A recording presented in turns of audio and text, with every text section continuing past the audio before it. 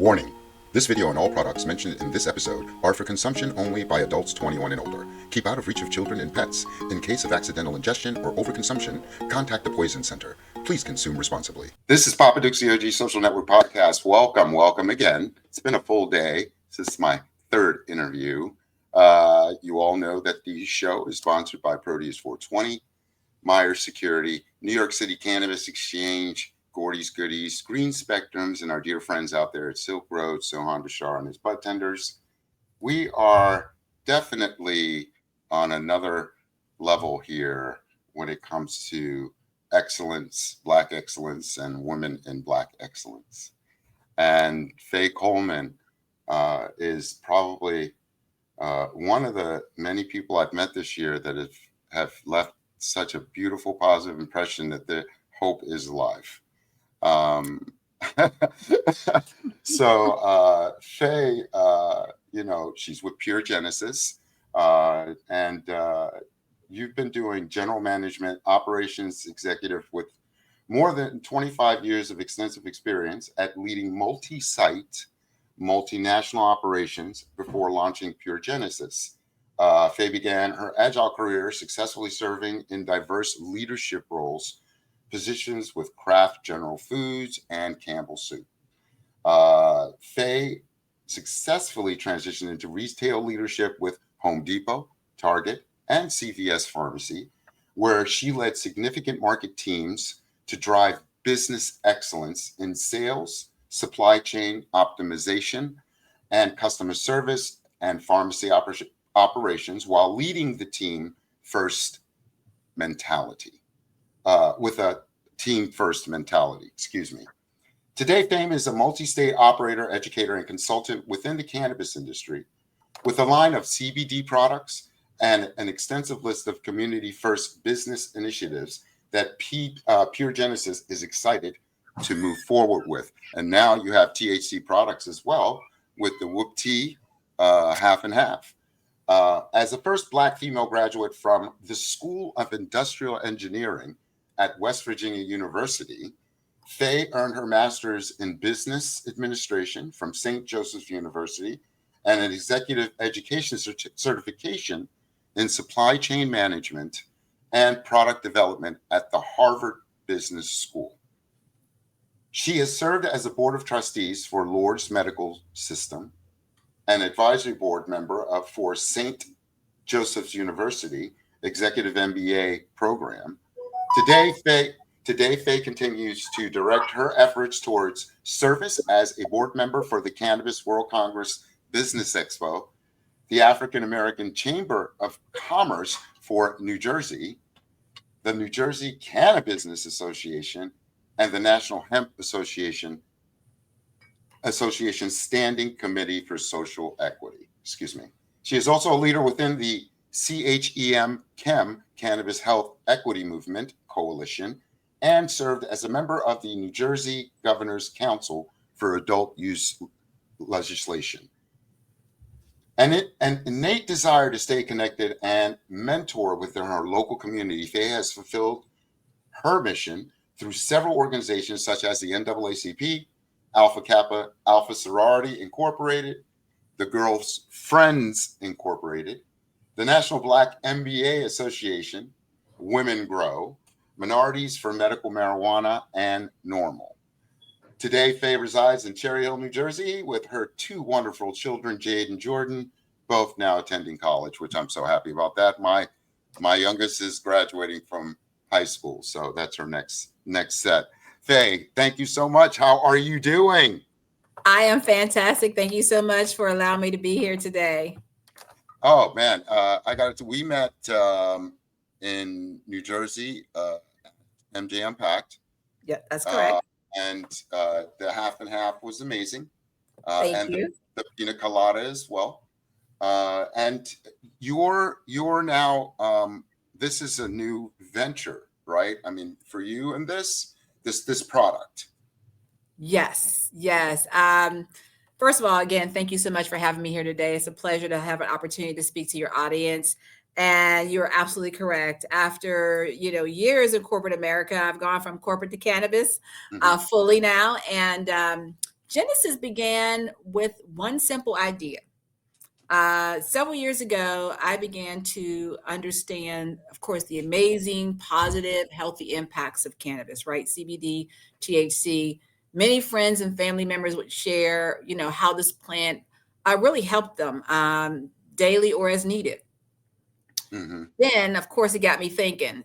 I went out and I started to ask others, that were skeptical, you know, really, do you understand the benefits of hemp? Do you understand the benefits of THC? Do you understand, what the value is? And the reasons were wide, right, in terms of how people saw the plant. But at the center of it is that most folks did not want to consume through smoking or Mm-hmm. tinctures or vaping. So that was the issue. Mm-hmm. So I began to survey on what the experiences, what are the experiences of hemp, as a beverage, Mm-hmm. and would you be open to trying it? So after we went out there, did our homework, 90% said yes.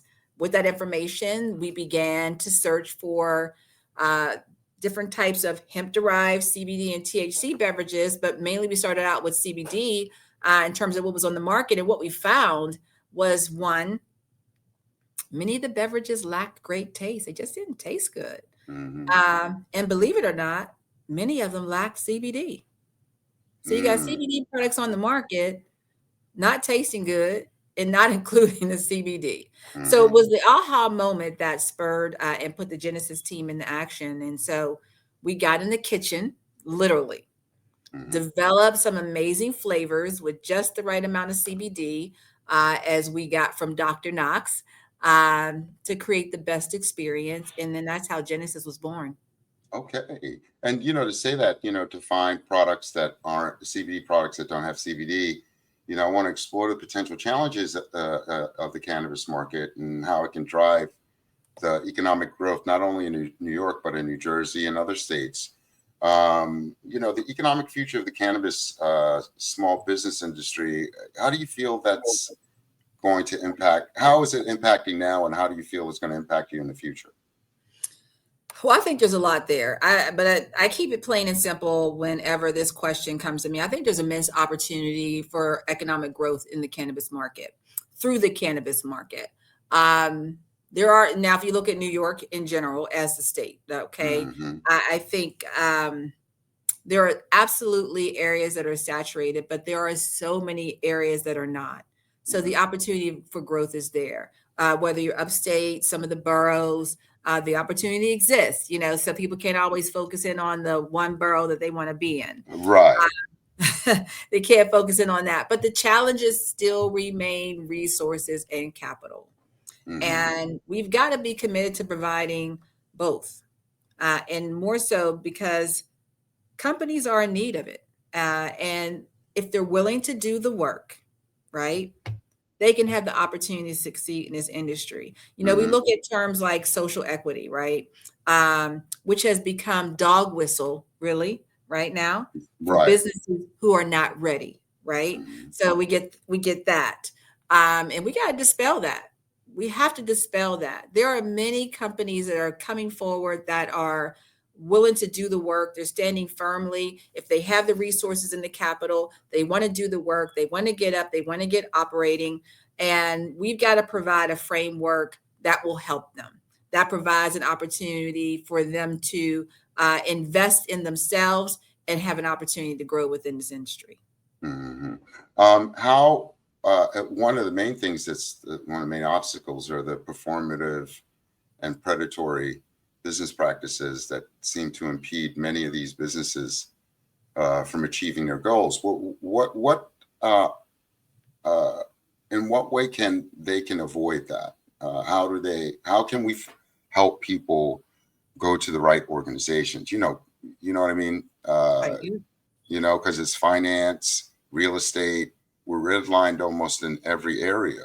And it's to the point where I'm seeing cardholders really are selling their stake as opposed to building their wealth. That's Um, right.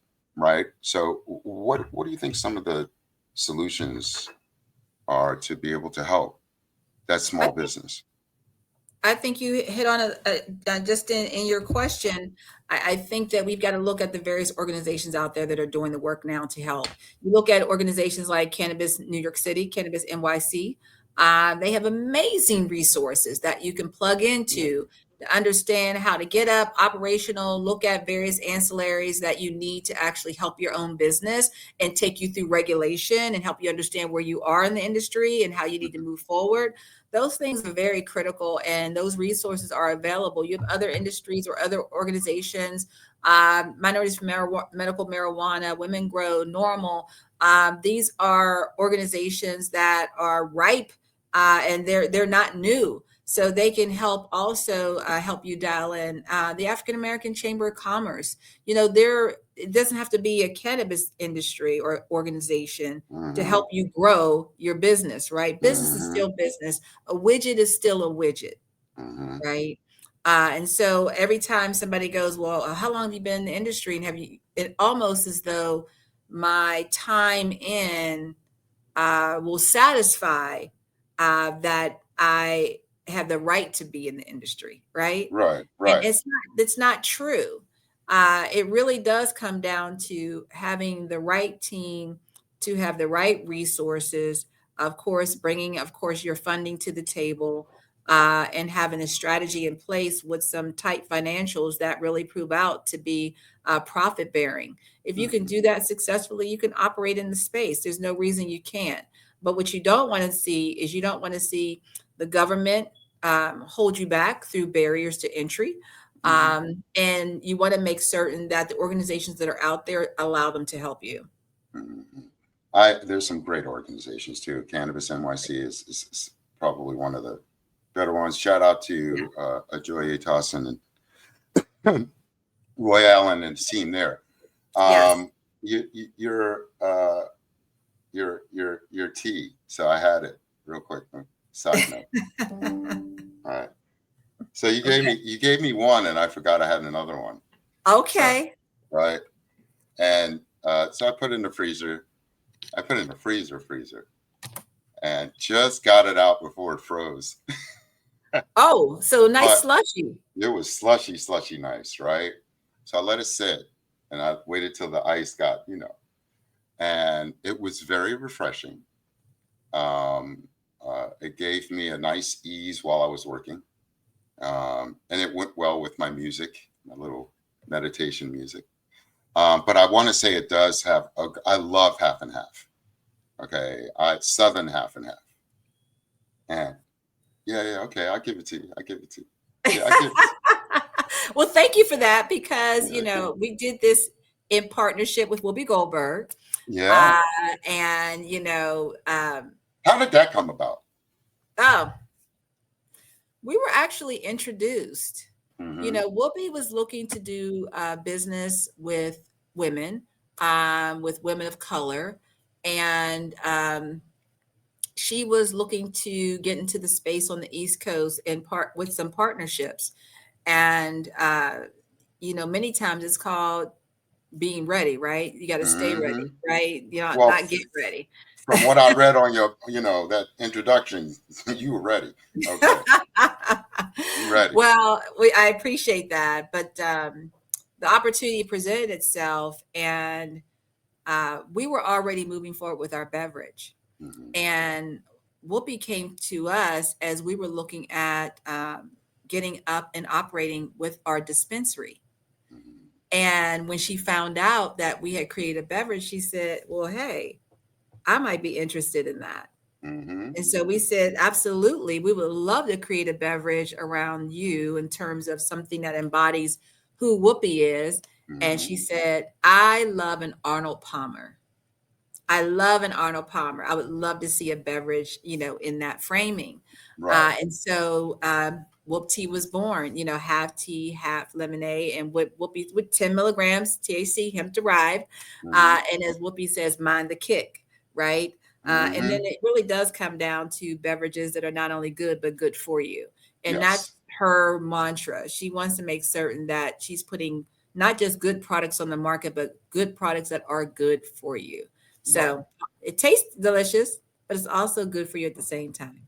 Yeah, I was very fortunate to see her at CMB. Uh, she spoke with us about the culture of, women in cannabis, the the barriers you have to go through, and that's one thing.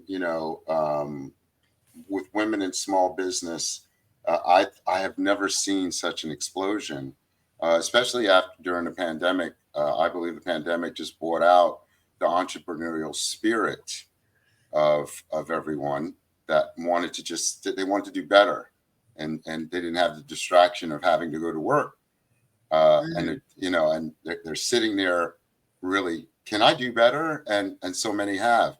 I know that the cannabis industry was started by midwives, by nurses, by people in the medical industry, and primarily women. Um, uh, can you share your insights into the entrepreneurial opportunities within the cannabis sector and discuss strategies for success for women Well, and first of all, people in general? People in general. Yeah.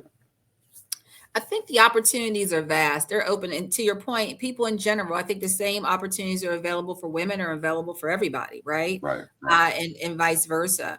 I don't think there's anything to hold us back outside of some maybe some systemic structures that have been put up that make it maybe a little bit more challenging for us to overcome those hurdles. But as I shared earlier, some of those organizations will certainly be a help as you look to proceed moving through the organization, moving through the industry in total. A big part of it is lack of access to capital. Let's just put that out on the table. 2% Mm-hmm. of all capital goes to minority and women owned businesses in the Mm-hmm. cannabis space. So huge challenge. Not a complete barrier, but absolutely a barrier. We've got to start making certain there is intentional investment that is directed toward women and women of color that are in Mm-hmm. this industry specifically, Mm-hmm. because the value is there. Mm-hmm. Uh, we've already done the work. The results are there. We just need folks to look and see what the value we bring to the table. I Mm-hmm. think I shared the other day when we were at CMB that, you've got so many businesses out there. What is it? 14 million businesses, women-owned businesses that are out there contributing to $2.7 trillion in the GDP. Yeah. I mean, Yeah. significant. 1,800 new businesses a day coming, 80% of those minority women owned. Um, that is significant. So we have value. Earning value through our work, through our results. It also shares the data tells you that women owned businesses earn 10% more revenue than men. So Yeah. Yeah. That's right. again, we have value, Mm-hmm. but the lack of intentional investment in us is the number one barrier. So Mm-hmm. every time that we have an opportunity to talk about it, I love to, because I want to make certain that as the next um, equity partner or private investor or bank looks at a women or minority and women owned business, that we look through a different lens, a Mm-hmm. lens that provides more opportunity than discernment of why not, right? Mm-hmm. Allow us to succeed forward. We've seen a lot of folks fail forward. Allow us to succeed forward. Just give us that opportunity. Mm-hmm. Do you think that considering the current political landscape that we're in right now, that cannabis policies may change for better or for worse? We'll be able to, evolve this legal framework to work in our advantage. I think that's an excellent question. I think if we talk about hemp derived, you look at the 2018 Farm Bill, there's a lot of spaces there that are not being regulated regarding things, I would say, primarily concerning public health. Mm-hmm. You've got testing, you have ingredients integrity. There are many synthetically made cannabinoids being infused, like Delta 8, Delta 10 HHC. Um, Yeah. Yeah. so many states are banning these specific molecules, right? But there's also, at the same time, a very big opportunity for small business owners, women, vets, social equity operators in the space. So we don't want to block that, right? But at the same time, there needs to be some things that we need to do differently. But banning hemp-derived THC products or cannabinoid products in general, it can help solve the Delta 8, Delta 10s. Um, as we close off that very critical entry point, um, we got to consider what does it do to the small business in terms of access. Right. uh, right, you've Yeah. got uh, larger companies, right? They may want to block because the smaller players become competition, right? um, the hemp derived THC beverage, my beverage, it's going to compete with that marijuana derived beverage, right? But as you look at that marijuana derived product, it's going to take more money, it's going to take more compliance, it's going to take more regulation. Um, as somebody who comes from retail, many of these issues can be tamped down if we, for and nobody likes to hear this. Nobody likes to hear this. But If it's we, needed. yeah, it's needed, and we need to self regulate because that's what the consumer packaged goods industry does. People don't want to talk about it, but CPG in the CPG space, there's a lot of self-regulation. The question does come back to um, what do good practices look like? And as it comes to hemp-derived products, if you Hmm. look at our own product, Genesis Infused, we think we're a great example. Our packaging tells you what's in it. Our QR code shares the testing and the active ingredients that are in it. Hmm. Hmm. So if the internal industry standards are key, let's not ban everything. Let's figure Right. it out. Let's figure it Right. out. Right. I am uh, very confident that New York State is going in the right direction that way, and almost everyone I've met want health and wellness and organic products in the market. And health and wellness is the prime Yes. motivator, right? Yes. Yes. So, can you discuss your role now in cannabis, your brand, and shaping the local culture and community dynamics? The positive impact that it can have on social issues. Like, your brand is marijuana has a stigmatism still. All right. But it's really opening up, especially amongst our generation, because we did most of it. We're seeing a transition. Um, do you see uh, what do you see as your product, your brand shaping the culture and the community? Well, I think, it's an excellent question because our culture has, in some respects, a very open and welcoming reaction to cannabis products, and in some, a visceral reaction, right? So Yeah. it really depends on what you are bringing, and that's why we thought beverages were the key. Hmm. We thought that, bring something not good, but also good for you. But being able to consume in a way that's comfortable and familiar at the same time. So when you look at it, um, it was our way of introducing, the benefits of THC and CBD that were non-threatening. The beverages also, THC and CBD are always medicinal, but they are fun to drink at the same Hmm. time. So it's a good way to enjoy your day, and you don't have to think about how you're consuming it. That's why we Hmm. call it the future of happy hour, right? Yeah. Um, as we're now launched, online and, out throughout the US, the feedback has been very positive. Folks are loving it, all those great things. Because to your point, you know, is our culture really receiving it, or are they, keeping it at arm's length?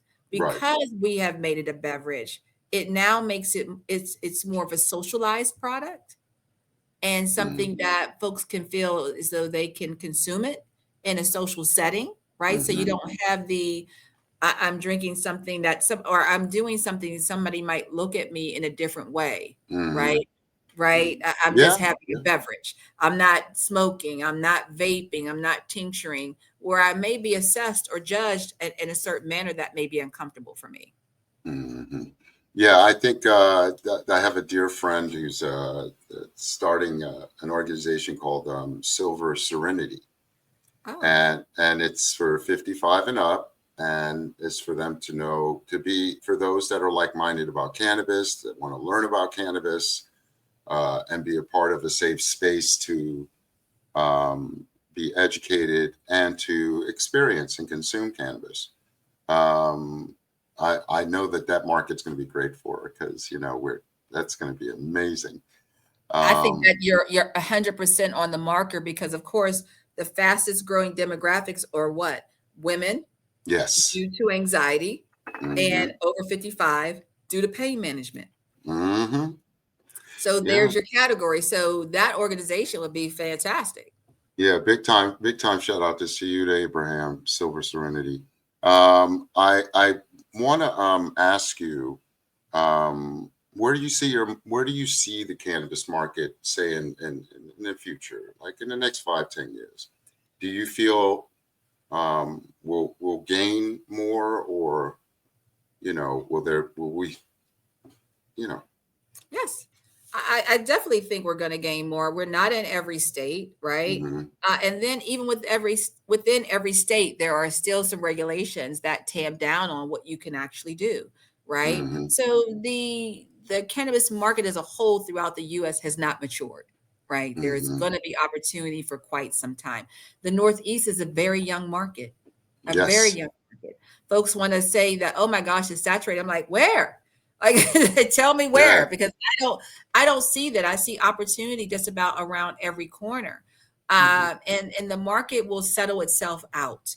There are people, of course, that have entered the market that are having some struggles and hopefully getting the resource support that they need. But eventually it will settle, and there'll be some significant growth before it begins to mature Right. and flatten out a little bit. There's absolutely more room out there. Will you be expanding your menu? Yes. Yeah, tell We me about that. Yes, we're absolutely going to expand our menu. We have 4 flavors. 2 have been released. That's our Euphoria, which Uh-huh. is our pina colada, lightly carbonated, with just like an overlay of champagne. And it is 25 milligrams of CBD, hemp derived. These are all hemp derived. Of course, Whoopies is 10 milligrams of THC. That's Right. Palmer. And then we have our caramel candy apple, which is coming up midsummer. And Ooh. oh, so good, so good, so good. And then we're going to finish out the year with our mellow mule, which is Okay. almost like a merlot and a ginger mule. Oh So wow. yeah, so and we call that our grown folk drink. So Yeah. we and the reason that you have this variety is because we wanted to have something for everybody, right? We wanted to have something for every demographic, something for um, just everyone in terms of where they are. People open up our Euphoria and they say it smells like summer. Yeah. They say, so Yeah. they're cracking up and like, oh my gosh, it smells like summer in a can. Right. But you open up most of these drinks and you don't smell anything, Yes. nothing. I'm Yeah, like, you're where's right. the flavor? Like, what are we tasting? You want a full body beverage that you can consume without anything needing to be added to it, Right. except maybe a couple ice cubes, right? Right. Right. So, but other than that, our drinks are standalone. They're made to be good and good for you. We think our white space in this is the fact that um, we're putting in the right milligram dosage to really provide the right experience. Hmm.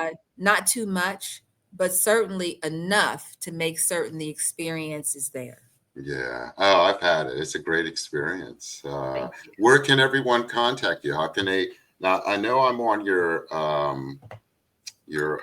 website here, right? Is this the main website, Pure Genesis That's our main. .us? That's our This. main website for all of our business entities. We've got 5 business entities, Mm-hmm. and Genesis is one. It's actually under our PG Fire umbrella. Um, Okay. but if you are looking to purchase the beverage, that's under genesisinfused.com. Okay. So you can go online and place your orders today. We have a little bit of a backlog, so bear with us. No. But as we work through those that you guys purchased, the products will be going out next week. Yeah, you can go to genesisinfused.com or follow us on Instagram at genesisinfused or LinkedIn.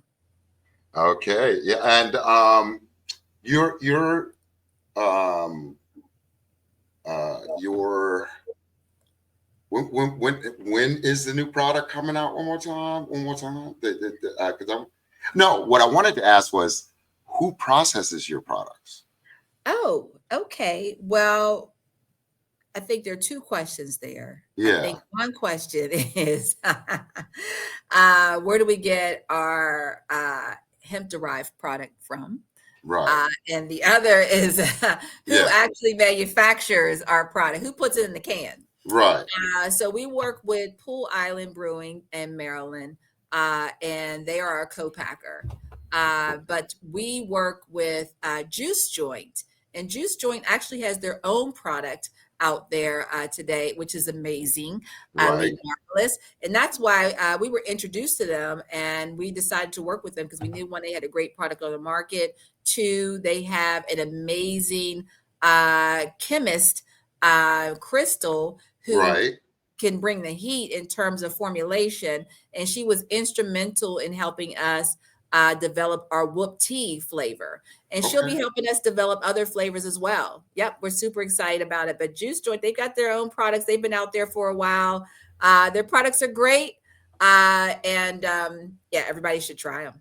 Okay. So I got us on the Genesis infused. That Yes. pina colada is amazing. It's Okay. amazing. I got Thank to you. try. I never tried the Mellow Mule. Well, no, it's not Oh, out yet. oh, it's It's not not out. out yet. Nope. That's Nope. what I want to know again. Okay, Okay. my So, apologies. That yes. I want to know when this caramel candy apple, because I got to send that to my mom. Oh, yes, yes. It's going to be all things great. So, Euphoria is out now. Whoop Tea is out now.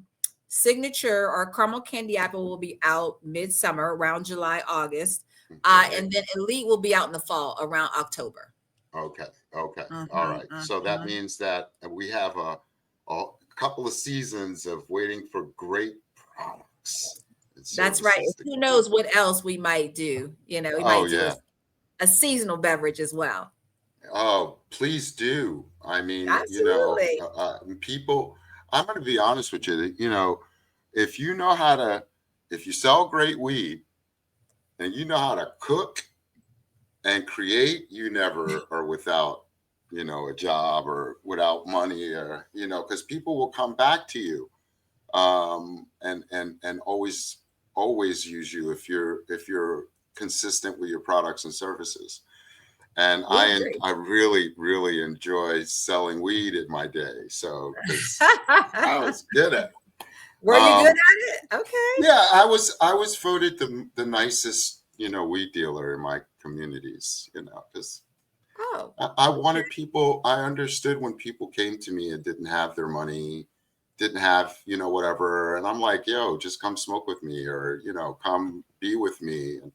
Then they would leave with the little something because I wanted to, I recognize stress in life. I yes. recognize people also have struggles as well. Yes. And to remain humble and I guess, you want to say righteous, and I'm not religious, but I just want to live a good life and help people, and have an amazing funeral. All right. I'm with you there. I think a good funeral, Yeah, yeah. Because I think it's everything. nobody's allowed to mourn. You're supposed to party, bring the That's right. fire, bring That's all right. of the products, and have your fun and bring the kids, set up a bouncy ball thing, and everybody walk in. This is a funeral. Yeah, yeah. You're 100% correct.